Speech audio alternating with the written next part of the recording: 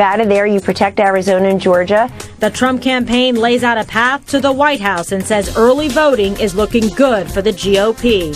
This as the Democrats insist they're not busy counting their chickens. Are you looking past 270 electoral votes? We're not taking anything for granted. Plus, Donald Trump's contract with America. And it begins with bringing honesty, accountability, and change to Washington, D.C.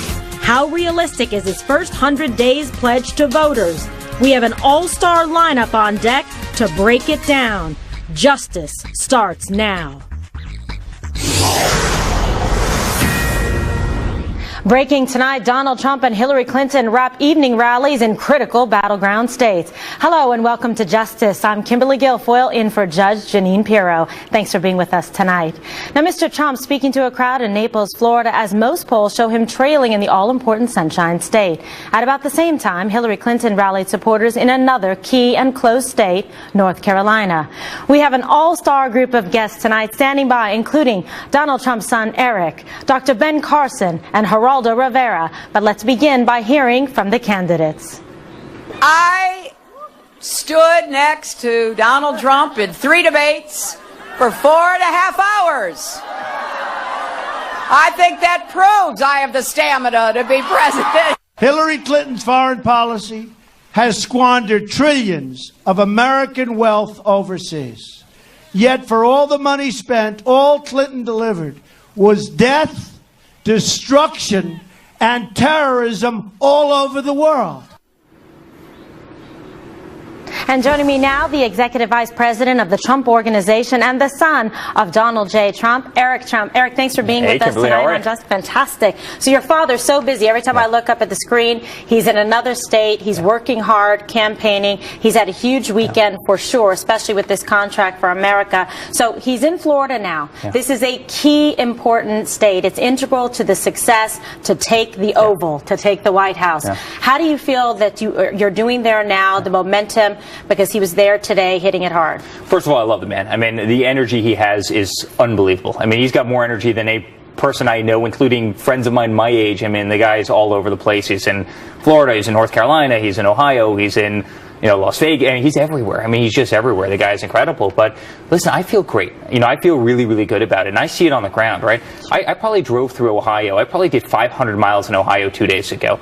And I couldn't go 500 yards without seeing another massive Trump lawn sign. I mean, it's really incredible. I mean, it's a movement. It's not a campaign. It's a movement. And you see the love on the ground. I'll have a rally, and I'll have 500,000 people in there, and I'm not a candidate. I'm a total civilian in this process. I mean, the amount of enthusiasm that there is on the ground for this whole thing is incredible. And people want somebody from outside of government. People are sick of our politicians. They're all talk, no action. They get nothing done. They haven't accomplished anything. You look at the state of our country. It's a total mess. They want somebody, they want an outsider, and, they want somebody who speaks their language, and that's what my father does. And accountability in Washington, one of my favorite phrases that your team uses is, drain the swamp. Like, get out the bad guys in Washington, D.C., the corrupt politicians, and bring in somebody that actually wants to, do good deals and be responsible to the people, not beholden to special interests. Do you think that message has been resonating well, and have you seen that in terms of the feedback and some of your internal polling? Well, listen, I certainly hope so. And I joked a second ago that I'm a civilian in this process, and I have to say, taking kind of a front row seat to this whole thing, I'm disgusted by how corrupt Washington, D.C. is. It's horrible. The amount of money these politicians make, the amount of money that the special interests make, the amount of money that the special interest can raise for a candidate, and you're seeing that with Hillary's campaign, the amount of money that she's raising.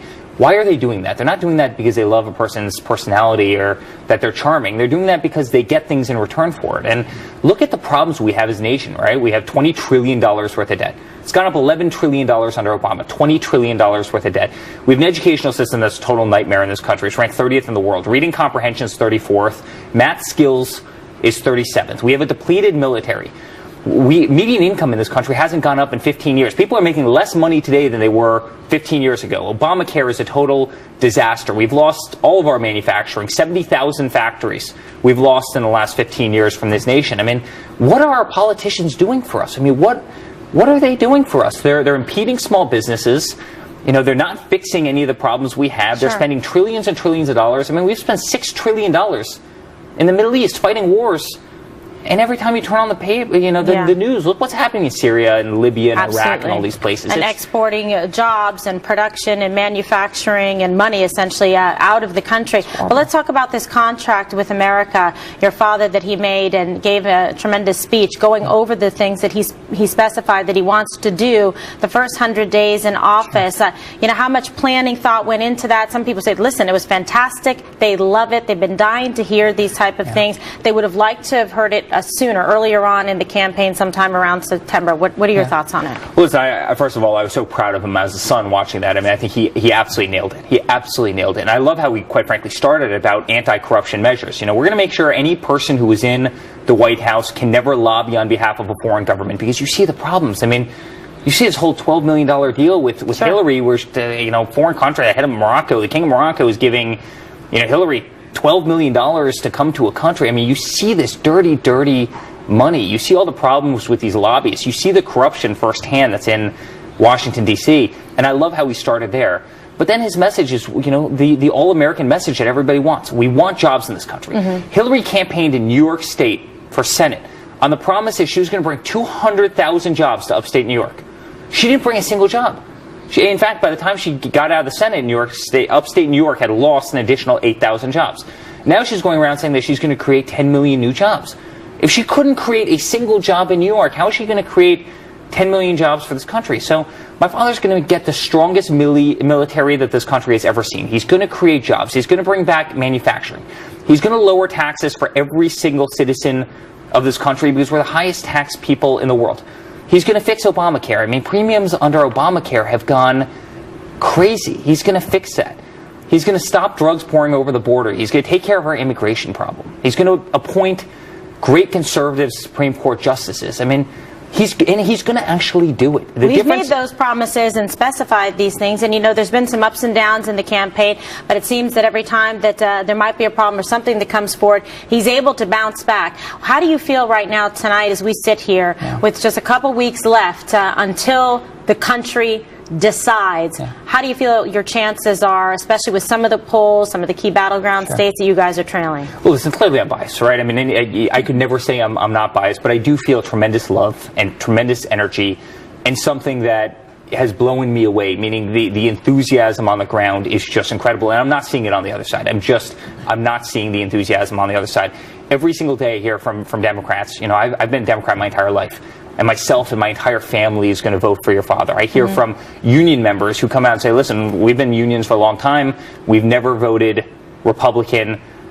You know, we're all coming out for you. And I hear from other people who say, listen, I'm ashamed to say this, Eric, but I haven't voted in 50 years. I've never voted before, and I'm coming out for your father. So I see those. Then you see the LA Times poll. You see the... So the daily tracking polls, that and like IBD, you guys tend to be doing pretty well in it in the campaign. I think IBD, which is the most accurate poll in the last election cycle, and we're up 2 points in that. LA Times, we've got a great lead. I don't know. I feel really, really, really good. And you know, listen, the mainstream media will put us down. They always do. They jump to conclusions. I think we're going to surprise a lot of people. I mean, he's running against the greatest political machine in the history of the world. Right. Unlimited super PAC money. I mean, just unlimited money. You know, dirty politics. You see these videos that have come out, the WikiLeaks and everything that's happening. Does that bother you guys at all? Well, sometimes you feel like none of this sticks, no matter how much corruption gets thrown up against the wall, exposed in that campaign, and does it resonate? I hope it bothers everybody, because honestly, I think it's disgusting. I mean, I really do. When you have a paid DNC operative, one of the top people who had been to the White House 340 times, and he's on hidden camera bragging about how he incited riots in Chicago, I don't know how a person like that's not in jail. I mean... And you know what, Kimberly, for my generation, I'm an old millennial, right? No one in my generation wants to go into politics because they see this nonsense, and it's so sad. I mean, these people are worse than anybody can ever imagine, and I can tell you my father will clean up the system. All right, well, he certainly has the stamina. We appreciate you being here with us tonight. Thank you so much for everything. Always a pleasure. All right, now joining me now, former Republican presidential candidate, Donald Trump surrogate, and neurosurgeon Dr. Ben Carson. Dr. Carson, thanks for joining us tonight. So as we heard, Donald Trump laid out key plans for his first 100 days in office, and I was just discussing it with Eric Trump, his son. What did you think of that contract with America? Well, I think it was a very good idea for him to do that, particularly at this stage, because, as you know, people tend to have short memories. And people have been asking for some specifics, and he came out with some. I think at this time it's particularly important to emphasize the amount of corruption that's going on in Washington, D.C. Even before the WikiLeaks things came out, we knew that there was an enormous amount of corruption. And it was one of the things that I was most surprised by when I was running, the depth of corruption. And it's on both sides. So this election is not really so much about Republicans versus Democrats as it is the political establishment and the media versus the people. And I believe that the people are actually a lot smarter than the political class thinks they are. And they're taking all of this in. And when they go into those voting booths, they're going to be thinking about their children and their grandchildren and asking themselves, do we really want to put somebody who is extraordinarily dishonest and there's somebody who treats other people like absolute dirt? Is that the example that we want? And what will that lead to? And I think the American people are much smarter than anybody thinks they are. Now, what do you think, Dr. Carson, about, the polling? Because one day you're up, one day you're down. We talked about the tracking, the LA Times, IBD polling, different from some of the other polling that's done in some of the battleground states. What's your level of concern tonight? Well, it's fluctuated a lot. The electorate is quite volatile at this point. And one of the things you have to look at with these polls is who are they polling? IBD and the LA Times, Rasmussen, they have a tendency to try to even out the people. Whereas some of these other polls, 5, 6, 7, 8, 9% difference in favor of Democrats, that's not accurate polling. This is people trying to manipulate opinions and make people think this is all over and, join the bandwagon. Again, the media has really exposed itself during these last few months. I think you have to be pretty dense not to believe that they are totally in the tank for Hillary. And you've seen this from the inside out, obviously campaigning for Donald Trump, but this is someone that you campaigned against in the beginning. You've seen some of the dirty tricks that happened while you were in those primaries. It was a tough battle there with 17 candidates. And now you see this information about corruption being exposed in WikiLeaks and videos from Project Veritas. Are you surprised at all, Dr. Carson, that some of this hasn't resonated more with people or, in fact, with the mainstream media? Well, I think it probably is resonating silently. Recognize that the mainstream media is barely touching the stories about WikiLeaks, and some people, don't look at Fox News, so they don't actually know what's going on. And if you look at some of the other networks, particularly CNN, you get a completely divergent view. And you would think that Hillary Clinton was, the second coming. Right. So obviously, it depends on what you're looking at and who your groups are and who you're talking to. But I do believe that the vast majority of Americans actually have common sense, and they're thinking about their children. And they know that if we don't do something about the debt, that their children will have no future.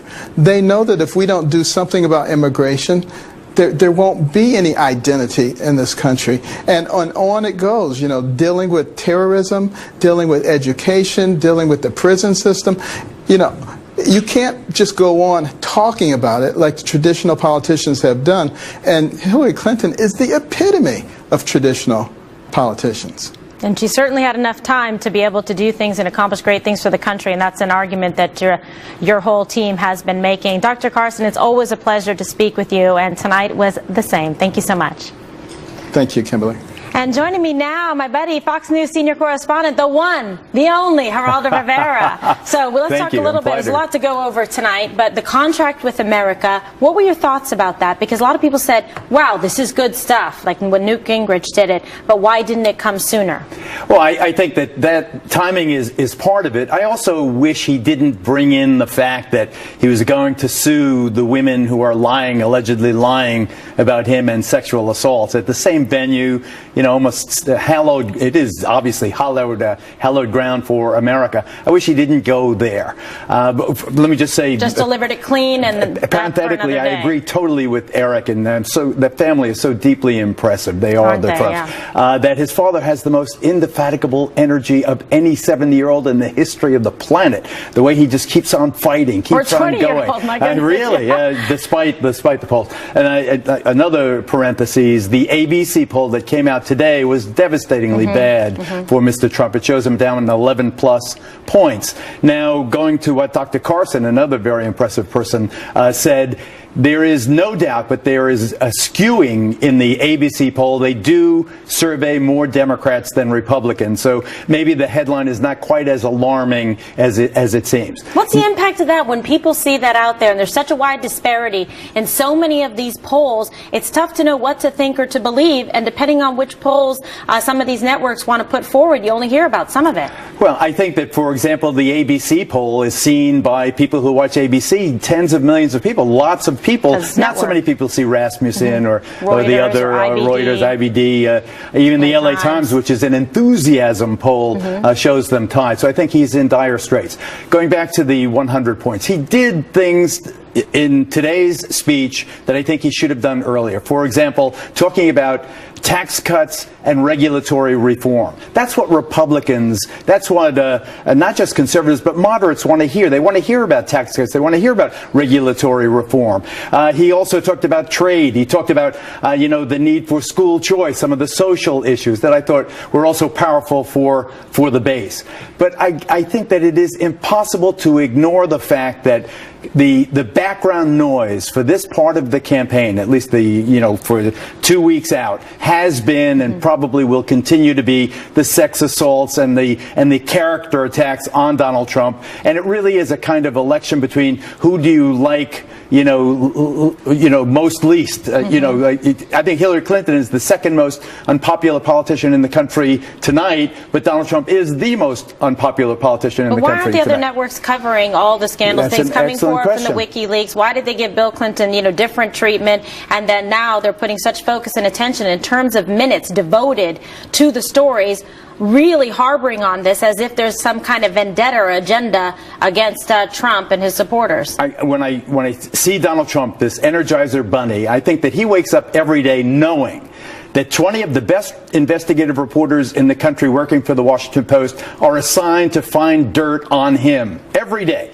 Every day, the best investigative reporters at the New York Times are assigned to find dirt on Donald. He wakes up to that every day. Now, we talk in general terms, almost stereotypically, about the mainstream media and its bias. But I have never, in my half century of doing this, seen actual proof. When you look at the New York Times headline, like the headline about the Gettysburg Address, he talks about his 100-day in office, and then he says he's going to sue the women in parentheses. That's the headline. It's unheard of to see the fact part of the newspaper really become the editorial page. You're an attorney, but isn't it okay to want to defend yourself if you're saying you're innocent of something? And that's what he's saying. He's saying that these allegations against me are untrue, they're false, they're done to try to discredit the movement, the people that believe in me, the supporters, and his name. If someone accused you of something, would you not be yelling out loud to say, I'm innocent, I did not do this? Or would people question it if you didn't? I don't know. What's the in-between? The problem is the practical effect of these allegations. What is the practical effect? The practical effect was that Donald Trump needed to broaden his tent and get suburban and college-educated women to go Trump. What happened with these allegations and with his nasty woman comment at the third debate was that I think suburban women said, something that sounds like my husband when he was drunk or my boyfriend when he was abusive. It sounds like, men, women. It really, it alienated the very constituency that he needed to broaden his base. He's been stuck in the high 30s, low 40s. Hillary Clinton has been in the high 40s. What about depressing turnout for some of her supporters? Because her unfavorables are very high. People are sort of doing the hold their nose to vote for her. They both have high unfavorables, but he's got a message, and she's part of the Washington team that's been in. It's part of the let's drain the swamp. I fear that what this election has become is dissuading the other voter to vote for the other person. And as a result, I want to see what turnout is. Early voting, however, indicates that there is enthusiasm to cast a ballot. And I believe that the turnout will be at least average, probably above average, as it has been for the primaries. Donald Trump is that kind of lightning rod. We have to see if they're going to come out for her like they did for Obama, minorities and African Americans. That is going to be key. Geraldo, Latinos pleasure. especially. Yep. Exactly. Thank you. Governor Mike Huckabee is still on deck tonight. I'm going to be talking with him live. Plus, Lee Carter joins me with new polls showing close races in several swing states as we approach the 2-week mark until Election Day. And next, it's a power panel. Republican strategist Tony Saig and Democratic strategist Richard Fowler standing by to do battle. Our all-star panel next as justice rolls on. Stay with us. This race is not over. Many in the media want to say it's over. For the 12th time, they're counting Donald Trump out. We know we can win this, and we are certainly not acceding to the same chattering class that's been wrong about Donald Trump for about a year and a half. 16 days until the election, and Trump campaign manager Kellyanne Conway pledging today on Fox that this race is far from over, and she's even detailed the path to victory. So, are the mainstream media and the naysayers once again underestimating Donald Trump? Let's ask my all-star political panel, Republican strategist and Fox News contributor Tony Saig and Democratic strategist Richard Fowler. So, gentlemen, get your engine started. What do you think? Tony, I'll start with you. Donald Trump, he's been the comeback kid several times. Can he do it again? We've got 16 days or so left. It's like T-minus 16. What do you think? Yeah, the underestimation of Donald Trump has been the main story of the 2016 presidential race. Also, the fact that he overperforms polls almost every single time, largely because, Kimberly, polls are not calibrated to really pick up what we know are Trump voters, people who are not habitually coming out to the polls, number one. Number two, I do think there is an effect where people don't necessarily be as bold about their support for Donald Trump in indicating that in polls versus what they are in reality. But what Kellyanne was talking about was the electoral map. And when you look at it, Ohio, Iowa, excellent early voting results for Donald Trump. He's still in fairly good shape in those states. Florida, North Carolina, Nevada, Colorado, New Hampshire, Maine, all states in which he's within the margin of error. So those are critical, obviously, to the electoral map to get to 270. But even a state like Michigan, for example, that she mentioned in her interview, he's within 5 or 6 points in a state like that where it's a big Democrat state. He's not spent a lot of time campaigning there. But that just shows you the macro dynamics of this race are for a change election that benefits an outsider. That's exactly where Trump is positioned. And how about hitting, that message? That's the thing. Now, I'm going to bring you into it because Trump is trying to say, drain the swamp. Okay, drain the swamp of people like Hillary Clinton, people that have been in D.C. doing the same thing with ineffective results year after year. Is your side worried about that kind of messaging? Because it does seem like the outsiders were prevailing, especially with candidates like Bernie Sanders, and Trump is echoing some of those same sentiments. Oh, well, thanks for having me, Kimberly. It's good to be on with you. It's good to see you, too. But there's a couple things here with the Trump campaign I think they're missing. So this argument about draining the swamp, there's no question that Washington's broken. I think that's both Democrats and Republicans agree. Washington is broken, but both parties are just as guilty for breaking it. Donald Trump's running mate, Michael Pence, was in that building behind me, was there for 12 years. And in 12 years, he didn't fix any of the problems that Donald Trump espoused and needs to be fixed. But to sort of go against what Tony was saying, and I agree with Tony, and here's the thing, I think, you have this LA tracking poll that we heard a lot through the show. I don't think that's a very good poll because they're only talking to the same 400 people over and over again. So those people are going to be more tuned into the media because they know that they're being polled. But if you look at the individual battleground states, the reason why it's very, very hard for the Trump campaign to pull this one off, as Karl Rove said this morning on Fox News Sunday, is because there's too many battleground states that there's too much territory they have to defend. Now, Arizona's a toss-up. Utah is possibly a toss-up. Texas is too close to call. With all these states that Donald Trump's going to have to defend, there's no way he can hunker down and just stay in Ohio and just stay in Florida. The map is just too big for him, which is what makes this race so problematic for the Trumpster.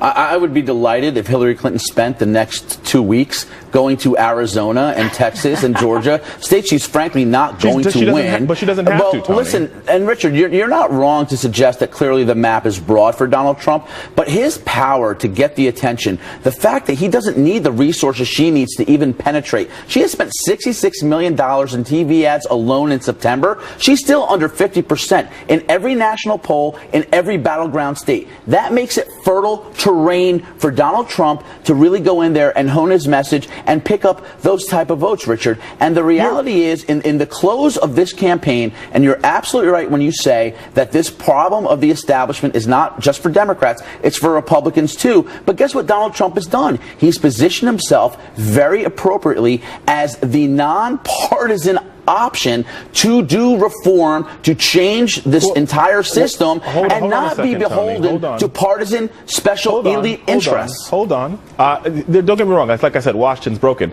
But we already know that Donald Trump's plan to quote-unquote fixing Washington's just not going to work. Mark Zandi said himself... I'm getting ready to tell you. I appreciate that. Mark Zandi, who's a famous economist, has said that Donald Trump's plan for the economy would harpoon this economy and create a deeper recession than we saw in 2008. I'm not saying that. Hillary Clinton's not saying that. Mark Zandi, as well as Romney's old economist, is saying that. That's number one. Number two, let's take a look at this map. Hillary doesn't have to go to Arizona, right? She sent Michelle Obama to Arizona, Bernie Sanders in Arizona over the weekend. I want to say this week Elizabeth Warren is going to Arizona, where Hillary's going to spend her time in making sure that she maintains the firewall that she needs to get to 270. Robbie Mook said on Fox News Sunday earlier today that we're worried about getting to 270. And if you look at the map, if you look at the polling, if you talk to all the pollsters, all the data geeks in the world, they will all tell you that this map favors Hillary Clinton. And that's not breaking news, Richard. Wait a minute. And the reason why this map favors Hillary Clinton is not because Donald Trump is necessarily missing in message, but he gave the latter half of his speech yesterday at Gettysburg was great. The too bad he spent the first 15 minutes of it bringing up old news and old things and doubling down on a strategy that poll after poll shows does not work to get to the American people. It doesn't get to women. It doesn't get to college-educated voters. It's who he needs to win this election. Richard, it's there. It's always sort of favored the Democrats, so it's a problem the way it's set up. That's the point, Kimberly. I mean, it's not breaking news to say the map favors Hillary Clinton. It favors every Democrat. The difference in this race is the fact that Donald Trump has put into play the upper Midwest, Rust Belt states like Michigan, like Wisconsin, like Iowa, which are not traditionally favorable toward Republicans. Very true. And if you look at the fact that in his third debate performance, I actually think he was very smart. His message and his pitch wasn't just to Republican voters. It was a lot to those Reagan Democrat voters who truly feel left out of the economy that has been created under 8 years, which is a government-centered, controlled economy, bad trade deals, no manufacturing growth, no wage growth. These voters understand that Donald Trump is the only one who has their back.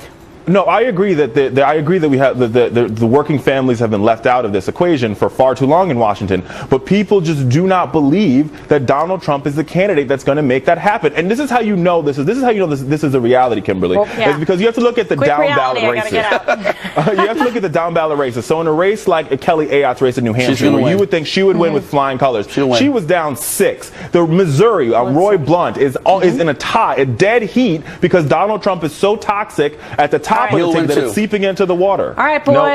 I know I love you, but I gotta leave you. Tony Sayegh and Richard Fowler, both high-energy Fox News contributors. Thank you so much for being here tonight. Thanks, Kimberly. All right, and Lee Carter is still ahead. We're going to be talking Trump's contract with America. We're going to check out some new swing state polls. But next, Governor Mike Huckabee is standing by. I want his take on Donald Trump's first 100 days pledge and how realistic he thinks a Trump path to victory really is.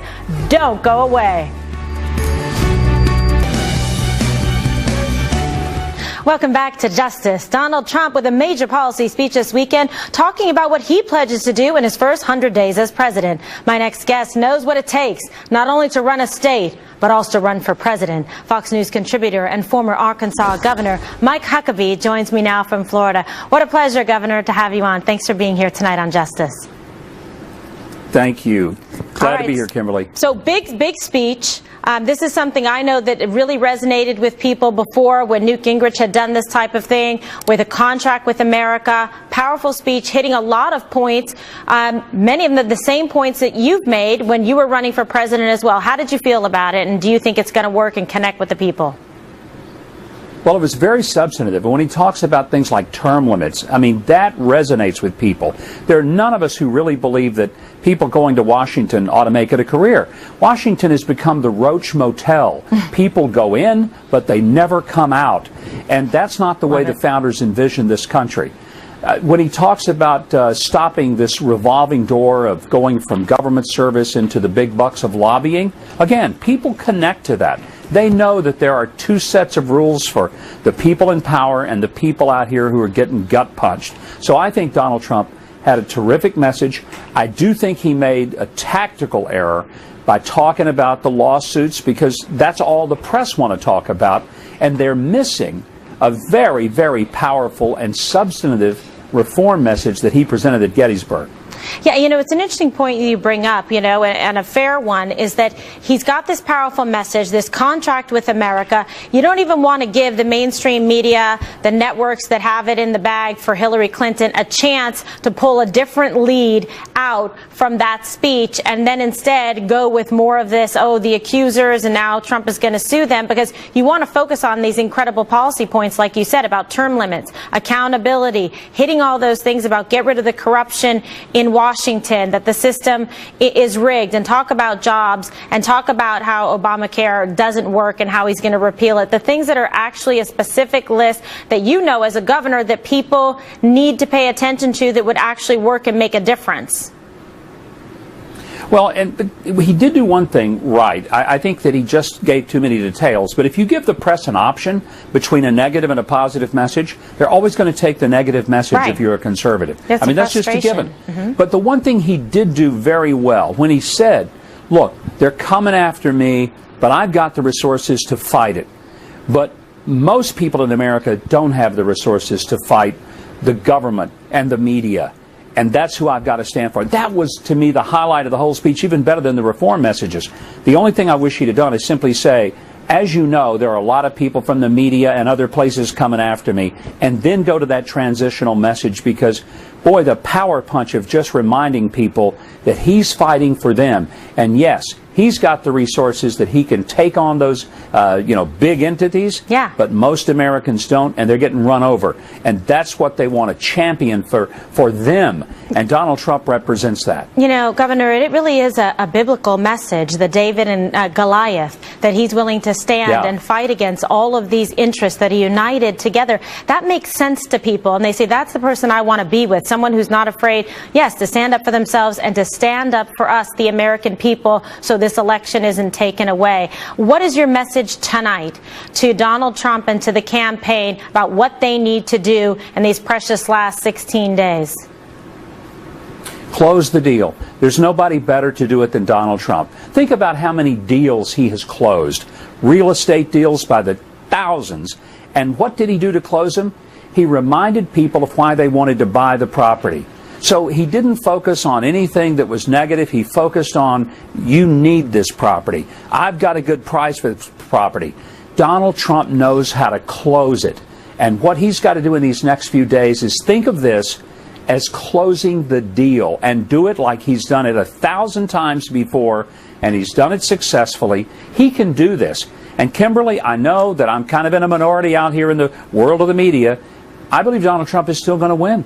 And I really believe that. And part of the reason I do is because there's so many people who are for Donald Trump, but they don't have the courage to say it by putting a yard sign up or answering a poll question, because they don't want to be called a racist or a bigot or a xenophobe. And that's what the media will do to them. And their house will get egged, and their car's windows will be broken. But by gosh, when they get in that voting booth, they're going to vote for Donald Trump, because the option is horrific. All right. Well, Governor Mike Huckabee, it was a pleasure to have you. Take care this evening. God bless.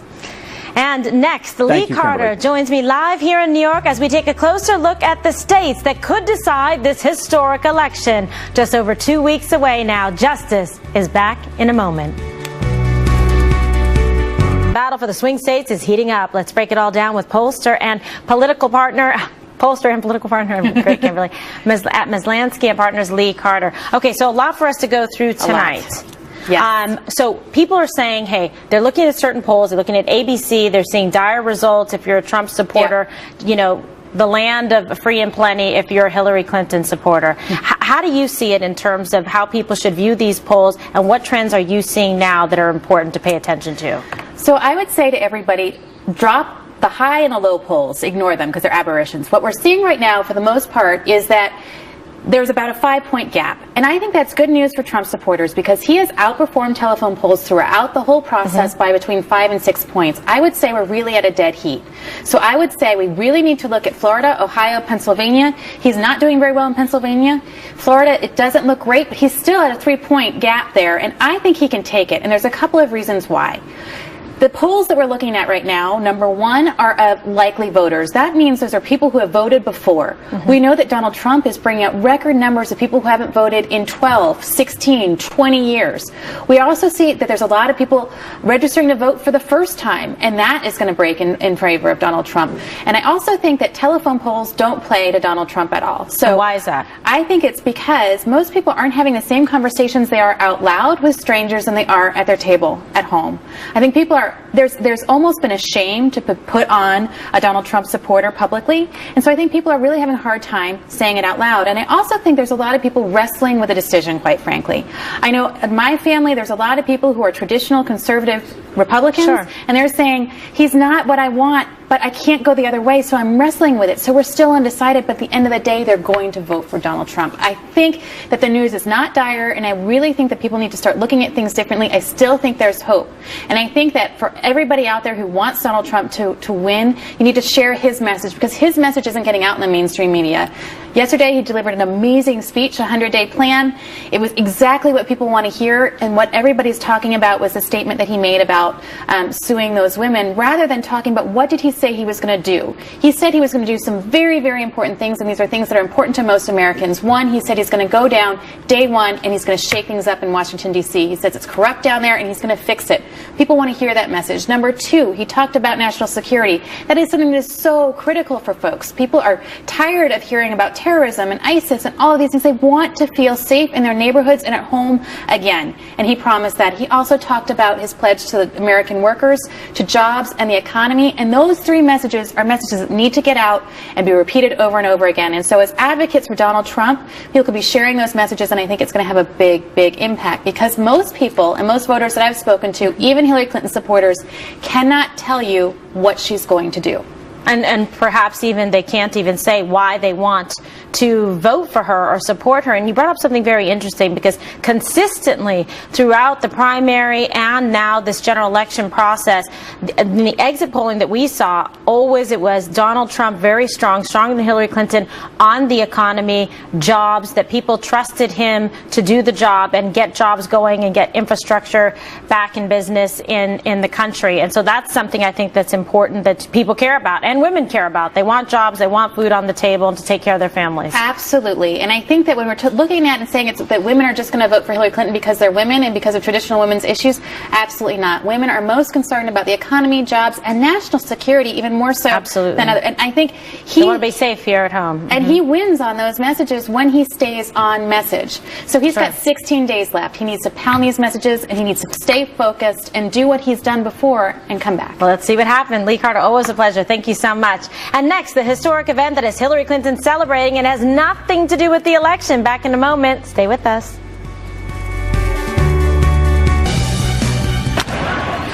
Left side. Out! The Cubs have won the pennant!